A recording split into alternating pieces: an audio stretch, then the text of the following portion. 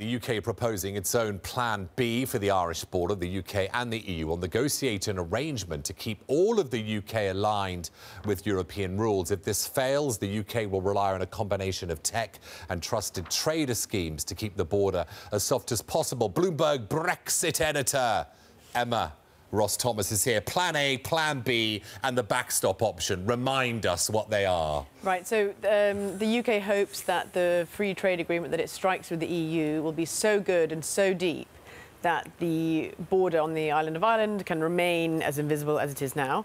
And then as a sort of second option, technology and special measures, specific to the island can be taken. And then the EU sort of doesn't think terribly much of the first two options because it is insisting that there be a backstop, and the backstop basically would make sure that there is no border between Northern Ireland and the Republic of Ireland. This is really important for Ireland, really important for the EU. The EU has showed huge amounts of solidarity with Ireland. In fact, Michel Barnier was looking at the border yesterday.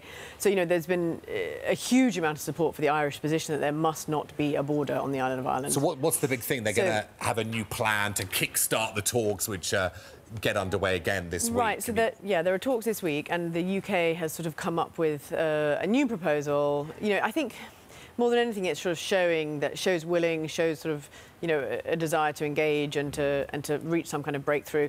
They want to look at option A and option B together. I mean, they still recognise that there has to be a backstop. The difference, of course, is that the UK says that the backstop is just a sort of in-reserve measure, and it probably won't come to that. Whereas the EU's view very much is that it probably will come to a backstop because they don't expect the free trade agreement to be any better than the Canadian one based on the current situation. So the backstop, of course, as set out, is unacceptable to the UK because from the UK's point of view, it's essentially the EU is essentially annexing Northern Ireland, which Theresa May has said is unacceptable and would be unacceptable to any Prime Minister. David Davis appears before the Lords Brexit Committee, 4:30 in roughly 23 or so minutes' time. What are we expecting?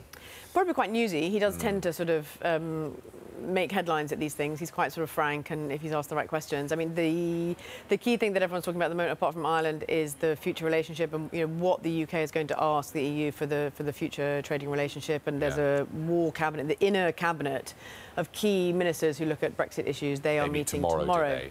With the new Home Secretary on board. The balance has shifted a wee bit, yes? Yes, it has, because Amber Rudd was very much pro-Remain. She was an ally of the Chancellor, wanting a sort of soft Brexit, if you like. She's now gone and been replaced by Sajid Javid, who did campaign for Remain, but no one sort of thinks his heart was in it. And since, he's come out very strongly in favour of a clean Brexit, and he said, no to the customs union, for example. And do we worry too much that the government lost again in the Lords? I don't know how many times it is now. It's certainly a handful, isn't it? Yeah, so, I mean... Big deal or not? It's certainly... I mean, the votes that will really matter is what happens when that bill comes back to the Commons. You could argue that the Lords' votes really do sort of embolden the Commons. The government is obviously a bit cross about what happened last night. They say it's tied...